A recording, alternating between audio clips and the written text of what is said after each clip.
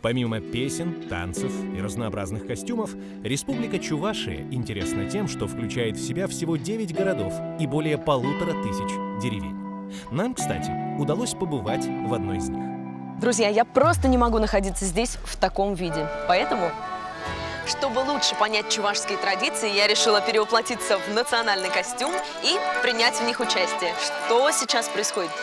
Это у нас по древним традициям называется посиделки, по-чувашски улах. Раньше, когда родители уходили на работу, молодежь собиралась у кого-либо из своих друзей, пели песни, вышивали, шили, пряли, ну и, конечно же, играли. Ля-валят-пар!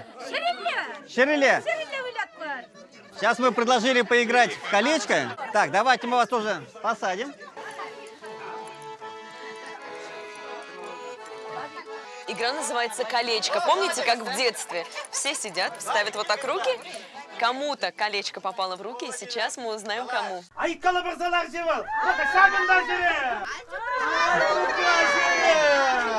Если ведущий отгадывает, у кого колечко, та выполняет простые задания. Сейчас это станцевать танец.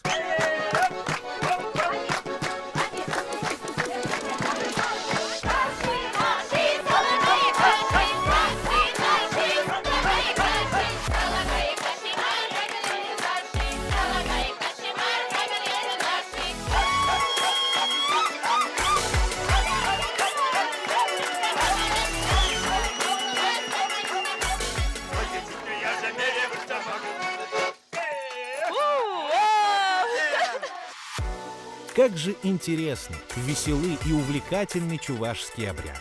После них так и тянет перекусить. Но, как вы сами понимаете, в таком месте еда может быть только традиционной.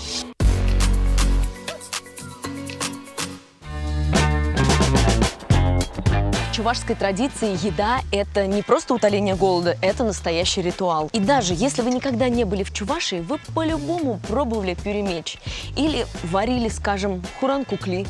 А по дороге на работу по-любому перекусывали кабартмой. Или кабуртмой. Кабартма. Тем более. Здравствуйте, что вы делаете, что готовите? У вас вкусно пахнет, я к вам на запах пришла. Мы сегодня хотим вам показать самое наше древнее чувашское блюдо. Это традиционное. Это по-чувашски называется хуран-гукли, а по-русски вареники. Надо взять муку. Чтобы она пресной не была, конечно, щепотка соли. В тесто мы, конечно, ложим творог, обязательно зеленый лучок.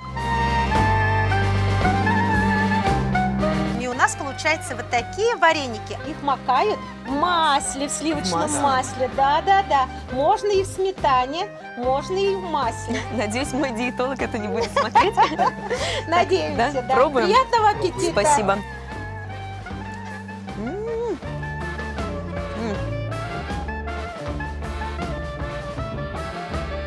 Спасибо огромное. От вас просто невозможно было уйти голодный. Ну а вы, если хотите больше узнать о традициях Чувашии, приезжайте сюда, в село Аликово, в этнодвор.